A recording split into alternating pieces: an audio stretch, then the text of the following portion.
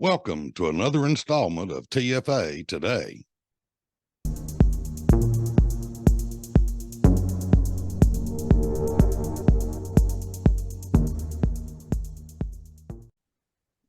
In this episode, we have with us today Senator John Stevens. Can you tell us what your district is and what your committee assignments are?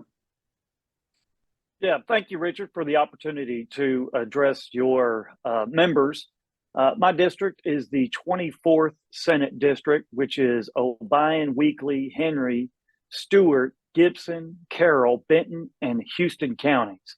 I sit on the Finance Committee, the Judiciary Committee, and the State and Local Committees.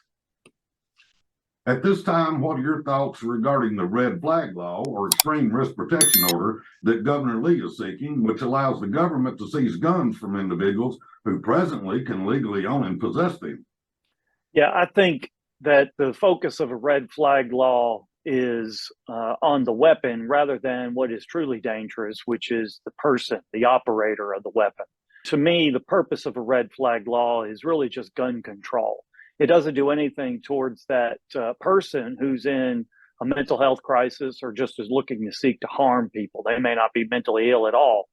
But I think what we need to do is instead focus on the person and not the weapon, because just taking away a person's guns leaves that dangerous person still in the community, and they're able to use a different weapon or a different means to harm others. What alternatives to a red flag or ERPO law do you think should be considered by the legislature? Yeah, as I said, I think the purpose of a red flag law is simply just gun control. And so I don't think the legislature needs to think of or consider any gun control legislation.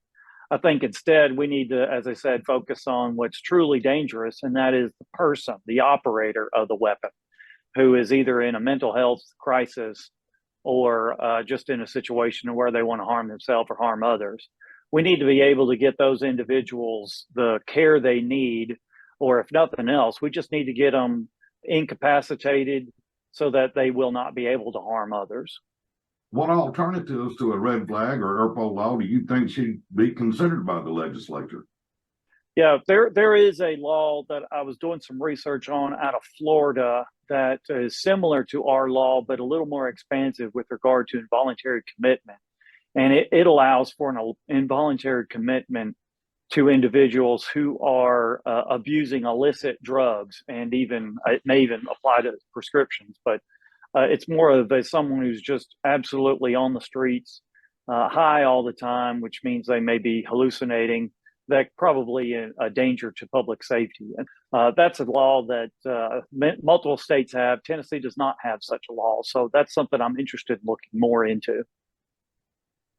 Well, Senator, I appreciate you coming on and taking the time to get in front of our membership so they can see what your thoughts are. And hopefully we have an opportunity later in the year to have you back on. Yeah, I look forward to it. Thank you, Richard. Thank your members for standing up for our Second Amendment rights. If you learned something today that was beneficial, hit the like and subscribe button. It helps get our message out and sell the brand. Check back for more content as often as you can. You can find our website at www.tennesseefirearms.com.